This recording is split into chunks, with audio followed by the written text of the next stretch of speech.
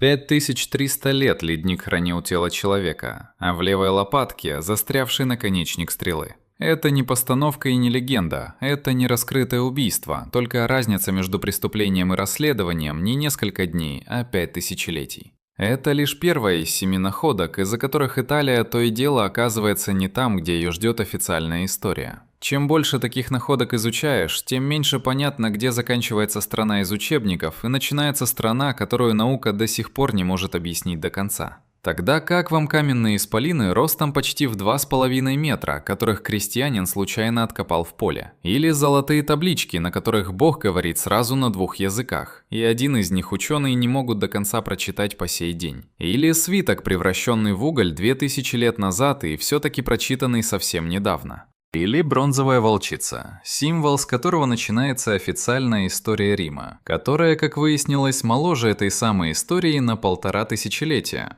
Италия давно привыкла быть витриной прошлого. Колизей на открытках, мраморные боги за стеклом музеев. Но за этой витриной земля, которая снова и снова не подтверждает историю, а спорит с ней. И чем глубже копают, в леднике, в море, в вулканическом пепле, тем яснее. Мы знаем об этой стране куда меньше, чем показывают в путеводителях.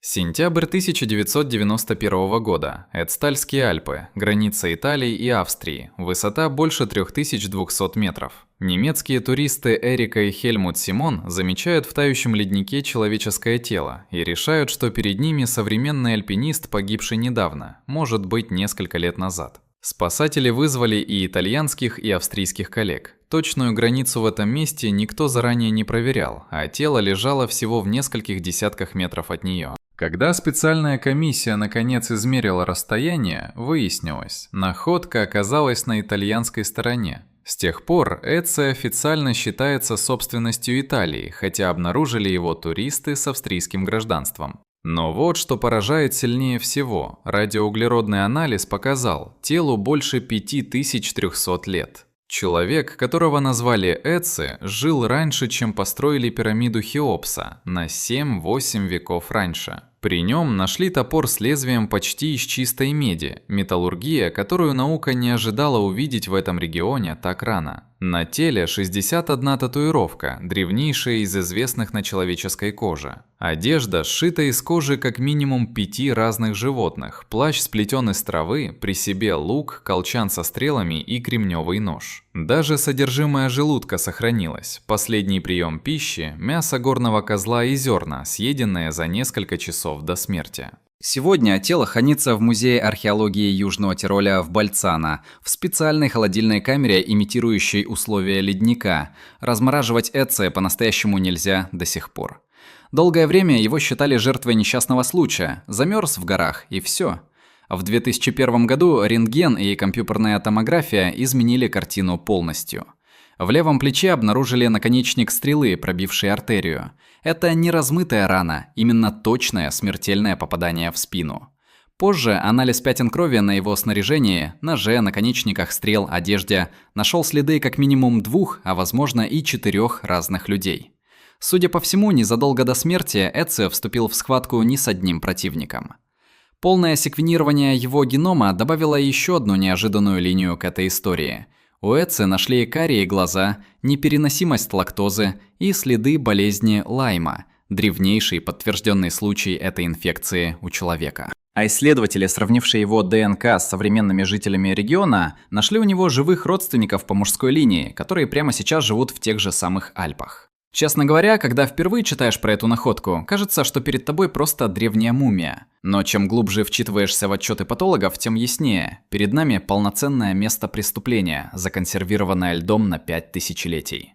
Кто выстрелил и почему, неизвестно до сих пор. Была ли это случайная стычка, кровная месть или что-то связанное с медным топором, предметом статуса, который в ту эпоху ценился не меньше золота сегодня, остается только гадать. Самое старое нераскрытое убийство в истории человечества так и остается открытым делом.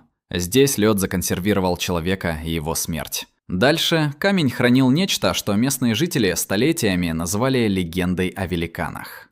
Март 1974 года. Окрестности поселка Кабрас на западном побережье Сардинии. Крестьяне, расчищающие поле под виноградник, натыкаются плугом на каменные обломки. Сначала решают, что это просто мусор со старой стройки. Но вот что мало кто знает. Обломков оказалось несколько тысяч. Из них археологи под руководством Джованни Лилио собрали около 30 фигур. Воинов со щитами, лучников, боксеров с поднятыми над головой руками. Высота каждой статуи от 2 до 2,5 метров. Заметно выше баскетболиста ростом под 2 метра. У боксеров кулаки обмотаны чем-то вроде кожаных ремней, почти как современный бинт для бокса, только на 3000 лет раньше правил, которые мы знаем сегодня. Статуи вырезаны из песчаника и относятся к нурагической цивилизации Сардинии. И вот что удивляет еще сильнее. Они старше знаменитой китайской терракотовой армии как минимум на 5 веков. А ведь до находки 1974 года никто и не подозревал, что на Сардинии бронзового века вообще существовала традиция монументальной каменной скульптуры такого масштаба. Рядом со статуями нашли остатки нурагических построек и бетили, священные камни, которые использовали при возведении так называемых гробниц гигантов, коллективных захоронений для целых кланов. Именно из-за этих гробниц у сардинцев веками жила легенда. Такие огромные каменные сооружения могли построить только люди огромного роста. Есть и более смелая научная гипотеза. Часть исследователей связывает нурагическую цивилизацию с загадочными шерданами, одним из так называемых народов моря, которые упоминаются в египетских хрониках бронзового века как воинственные мореплаватели, нападавшие на побережье Египта. Доказать эту связь напрямую пока не удается, но щиты и шлемы на статуях действительно похожи на вооружение шерданов с египетских рельефов. Восстановление статуи заняло десятилетия. Тысячи обломков буквально собирали как гигантский трехмерный пазл, и часть фигур доклеивали еще в 2000-х. Сегодня их можно увидеть в археологическом музее Кальяри и в музее города Кабрас, там же, где их нашли. Точный возраст статуи до сих пор вызывает споры среди самих археологов. Одни настаивают на 9-8 веке до нашей эры, другие отодвигают датировку на несколько столетий раньше, ссылаясь на слои, в которых были найдены обломки. Раскопки в Синисе, где расположен Кабрас, продолжаются до сих пор, и территория парка расширяется почти каждый сезон. Ученые считают статуи символическими изображениями воинов и атлетов, а не портретами реальных гигантов. Но происхождение самого культа, вложившего столько труда в изображение исполинов, до сих пор объясняют предположениями, а не фактами. Движемся дальше на север, почти к самому порогу Рима. 1964 год. Древний порт Пиргия, неподалеку от современного Черветерия. Команда археолога Массимо Палатино из Римского университета Сапиенца ведет раскопки этрусского святилища и находит 3 тонкие золотые пластины. Обычное дело для этрусской археологии. Таблички, надписи, посвящения богам. Так, во всяком случае, выглядело на первый взгляд. Но вот что оказалось на самом деле. 2 таблички написаны на этрусском языке, 3 на финикийском. Тексты параллельные. Это посвящение святилища богини Уни, которую финикийцы отождествили со своей Астартой, сделанное этрусским царем Тифарием Вилианом около 500 года до нашей эры. На всех 3 табличках сохранились отверстия от бронзовых гвоздей. Таблички когда-то прибили прямо к стене святилища, на виду у всех, кто туда приходил, а не спрятали как тайный документ. Сам факт, что этрусский правитель заказал текст на 2 языках сразу, говорит о плотных торговых и религиозных связях между Этрурией и финикийским миром. Связях, о которых письменные источники почти не упоминают. Сегодня таблички хранятся в Национальном этрусском музее виллы Джулия в Риме. Массимо Палатино к тому времени уже был ведущим этрускологом Италии, но именно эта находка сделала его имя известным далеко за пределами узкого научного круга. Открытие попало на первые полосы газет по всей Европе и заново подогрело интерес к языку, который до того считался тупиковой темой для лингвистов. Проблема в том, что этрусский язык один из немногих в Древней Европе, который до сих пор не расшифрован полностью. Ученые понимают отдельные слова и грамматические конструкции, но не могут свободно читать длинные тексты. Таблички Пирги стали одним из немногих ключей к этому языку, почти как розетский камень, только для этрусков. Сопоставляя финикийский текст, значение которого известно, с этрусским, лингвисты смогли уточнить перевод десятков слов, от бытовых понятий до религиозных формул, которые раньше оставались просто набором непонятных знаков. И все же это только фрагмент. Основная часть этрусских текстов, а их сохранилось около 13 тысяч надписей, так и остается языком, на котором говорили соседи Рима, но который сам Рим, кажется, до конца так и не понял. А ведь именно этруски, если верить преданию, дали Риму первых царей и многие его религиозные обряды. То есть у истоков будущей империи стоял народ, чей язык мы до сих пор не можем прочитать полностью. Таблички рассказали, на каком языке говорили с богами, а дальше на дне моря у берегов Калабрии ждало нечто, что молчало почти 2 тысячелетия.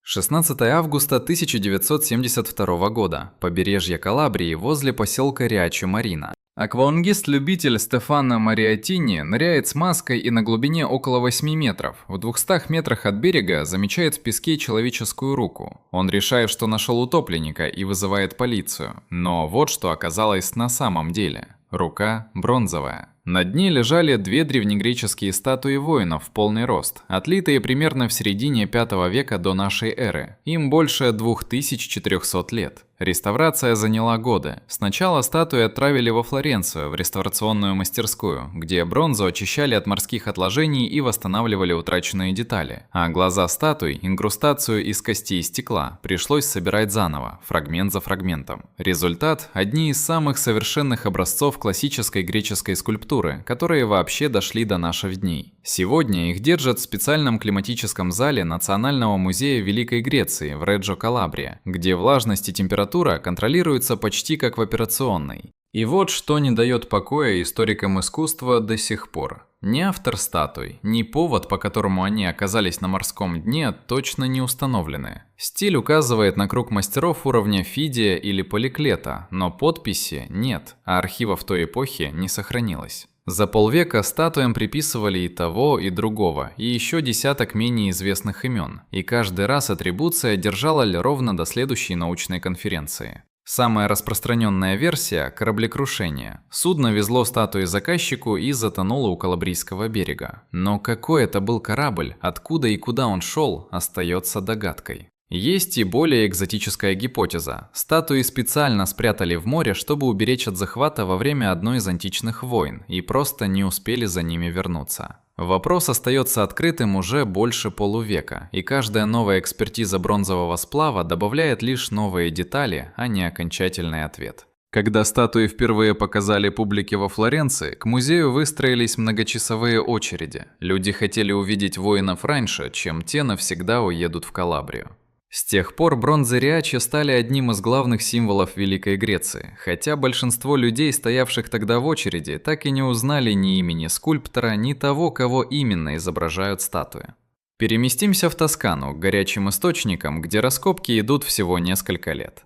Ноябрь 2022 года. Городок Самкашано-дей-Баньи, неподалеку от Сиены. Раскопки древнего термального святилища, которое ведет команда во главе с Якопо Тоболли из Университета Сиены для иностранцев. Работы на этом месте шли с 2019 года, и до поры до времени находили то, что обычно находят в термах – монеты, керамику, обломки построек. Но вот что по-настоящему поражает. На дне бассейна, в горячей и листой грязи, археологи подняли 24 бронзовые статуи, 5 из них почти в человеческий рост. Возраст находок со 2 века до нашей эры по 1 век нашей эры. Рядом лежали около 5000 золотых, серебряных и бронзовых монет. Именно грязь и тепло источника, которые обычно разрушают металл, здесь сработали наоборот, законсервировали бронзу почти без следов коррозии. Министерство культуры Италии назвало находку крупнейшим за всю историю страны собранием бронзовых статуй этрусско-римской эпохи. На статуях имена Аполлона и Дидиеи, богини здоровья, изображенных в полный рост, с продуманными складками одежды и спокойными, почти портретными лицами.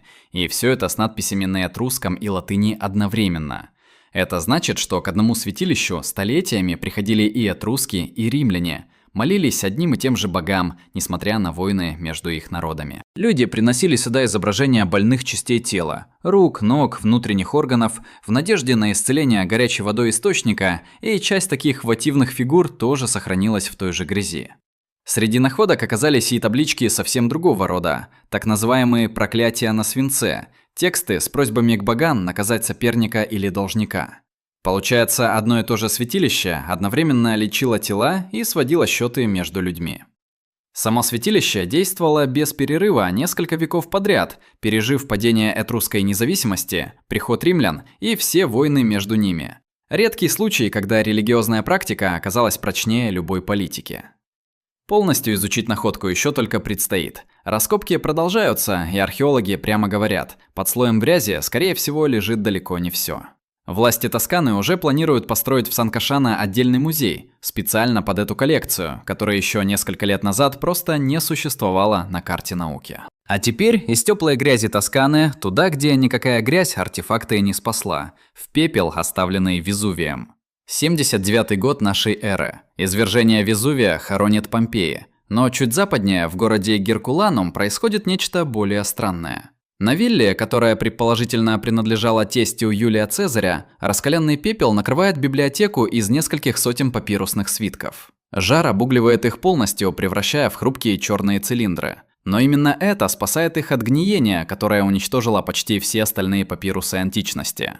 Свитки нашли еще в 18 веке. Рабочие рыли колодец и наткнулись на подземные залы виллы. Тогда извлекли около 800 обугленных свитков. Но почти 2,5 века их пытались развернуть. Грузами, химией, острыми лезвиями. Большинство при этом просто рассыпалось в пыль. Один из первых, кто добился хоть какого-то успеха, священник и реставратор Антонио Пьяджо, построивший специальный станок, который разворачивал свиток буквально по миллиметру в день. На один такой свиток у него уходили месяцы работы, а результат – несколько десятков строк текста ценой почти полного нервного истощения мастера. Но вот что изменилось совсем недавно. В марте 2023 года профессор информатики Университета Кентукки Брент Силс вместе с предпринимателями Нетом Фридманом и Дэниелом Гроссом запустил конкурс Vesuvius Challenge. Приз в $700 тысяч тому, кто научит нейросеть читать текст сквозь уголь, не разворачивая свиток физически, только по данным компьютерной томографии. В том же году участники разобрали первое слово – порфюраз, пурпурный. В феврале 2024 года трое исследователей – Юсеф Надер, Люк Фарицер и Юлиан Шиллигер – получили главный приз. Они прочитали около 5% одного свитка, и текст оказался ранее неизвестным трудом философа-эпикурейца Филадема. А в конце июня 2026 года организаторы объявили о новом прорыве в Неаполе. Удалось прочитать сразу 2 новых свитка, один от начала до конца. Внутри трактат о том, как жить достойно. Признаюсь, эта деталь удивила меня больше всего. 2000 лет спустя обугленный кусок угля неожиданно заговорил именно о том, как правильно прожить жизнь. Расшифрован пока крошечный процент библиотеки. Сотни свитков еще ждут своей очереди, а под виллой, по некоторым оценкам, может находиться еще не раскопанный этаж. То есть, возможно, куда большая библиотека, чем та, что уже найдена. Если это подтвердится, речь может пойти о десятках утраченных текстов античных философов и поэтов, которые считались навсегда потерянными еще до падения Рима. Свитки заговорили спустя 2000 лет. Но последняя тайна сегодня не про то, что нашли под землей. Она про то, во что весь мир верил на протяжении 300 лет и оказался неправ. Рим. Капитолийские музеи. Бронзовая волчица, кормящая молоком Ромула и Рема, легендарных основателей Рима. С 18 века, когда скульптуру описал немецкий искусствовед Иоганн Винкельман, все были уверены, это работа этрусского мастера V века до нашей эры. Скульптура старше самого Рима как государства, а ее изображение веками чеканили на римских монетах как готовый, само собой разумеющийся символ города. Но вот что не укладывается в голове. В начале 2000-х реставраторы провели технологический анализ отливки и радиоуглеродное датирование. Результат. Скульптура отлита целиком единым куском. А такую технику литья использовали не в античности, а в высоком средневековье, между XI и XII веками нашей эры. Не на 1,5 тысячелетия младше легенды. Именно настолько младше ее собственной официальной датировки, которую принимали как факт больше 200 лет. Отдельно исследовали и внутреннюю глиняную форму, оставшуюся внутри отливки. Термолюминесцентный анализ этого материала дал похожий результат – средневековый, а не античный, что сделало новую датировку еще труднее оспорить. Фигурки самих Ромула и Рема к волчице добавили еще позже, в конце 15 века, предположительно мастером Антонио дель Палайоло. Стиль фигурок младенцев действительно узнаваем. Похожая манера лепки мышц и волос встречается в других подтвержденных работах флорентийской мастерской того же круга, что как раз и помогло искусствоведам довольно уверенно отделить поздних близнецов от самой волчицы, еще до появления радиоуглеродного анализа. Часть исследователей до сих пор не согласна с новой датировкой и настаивает, технология литья могла отличаться и в античности, а метод анализа не окончательный. Спор не закрыт. При этом сама волчица как сюжет действительно древняя. Еще Плиний Старший в первом веке нашей эры писал, что подобная статуя стояла на римском форуме, а Цицерон упоминал, что скульптуру однажды ударила молния. То есть какой-то древний прообраз точно существовал. Вопрос в том, тот ли самый экземпляр стоит сегодня в музее, или перед нами более поздняя копия, унаследовавшая только образ, но не возраст. Тут я сам полез перепроверять даты, и оказалось, правда. До сих пор в официальных источниках можно встретить обе версии, старую и новую, без окончательного разрешения спора. Но сам факт, что главный символ Рима, тот самый, что смотрит сувениров, монет и герба города, оказался под таким серьезным вопросом, говорит о многом. Если даже эта скульптура не то, чем ее считали 3 века, то что еще в официальной версии итальянской истории держится не на фактах, а на многолетней привычке в них верить? Остановитесь на секунду. Посмотрите еще раз на то, что мы сегодня увидели.